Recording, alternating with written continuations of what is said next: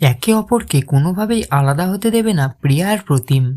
তাই তো তাদের বিয়ে না হলেও দুজনেই একসঙ্গে মৃত্যুর পথ বেছে নিল।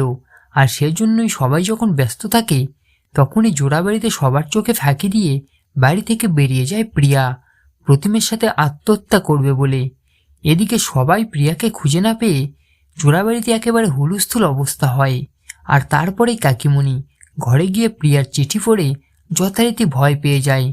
তাতে লেখা থাকে, নিজেদের ভালোবাসার সম্মানের জন্য প্রতিমের সঙ্গে অন্য দুনিয়ায় ঘর বাঁধার জন্য সে চলল। আর তখনই অনিকেত আর শ্যামলী ঘরে এসে তারাও যখন এই চিঠিটা পড়ে তাদের মাথায় যেন আকাশ ভেঙে পড়ে। দুজনেই ভেবে পায় না এবার তারা কি করবে, তাদের দুজনকে কিভাবে বাঁচাবে।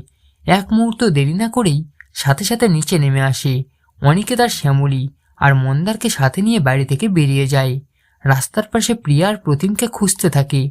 রাস্তার পাশে বিভিন্ন দোকানে লোকজনের কাছে জানার চেষ্টা করে কেউ প্রিয়া আর প্রতিমকে দেখেছে নাকি।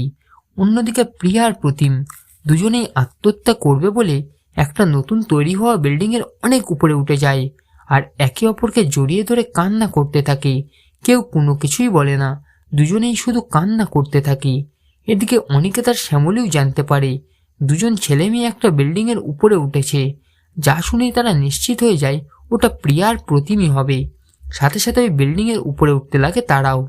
সেই সময় প্রিয়া আর প্রতিম নিজেদের শেষ করে দিতে দুজনে একে অপরের হাত ধরে সেখান থেকে ঝাঁপ দেওয়ার জন্য প্রস্তুত হতে থাকে। তখনই পেছন থেকে চিৎকার করে ওঠে শ্যামলী, আর দুজনেই পেছন ঘুরে শ্যামলী আর অনিকেতকে দেখে একেবারে অবাক হয়ে যায়। তখনই মন্দার আর অনিকেত প্রিয়া আর প্রতিমকে ধরে ফেলে। তো বন্ধুরা, শেষ পর্যন্ত আত্মহত্যাও করতে পারলো না প্রিয়া আর প্রতিম। আর এবার যদি তাদের দুজনকে এক করতে, তাদের চার হাত এক করতে, যদি এবার বিয়ের মণ্ডপ থেকে প্রিয়াকে প্রতিমের হাত ধরে পালাতে সাহায্য করে শ্যামলী, তাহলে আপনাদের কেমন লাগবে কমেন্ট করে অবশ্যই জানান। মূল ধারাবাহিক দেখতে হলে অবশ্যই চোখ রাখুন সি বাংলার পর্দায়। আর সাথে এমনই আপডেট প্রতিদিন সবার আগে পেতে হলে আমাদের এই চ্যানেলটাকে অবশ্যই সাবস্ক্রাইব করে দিন।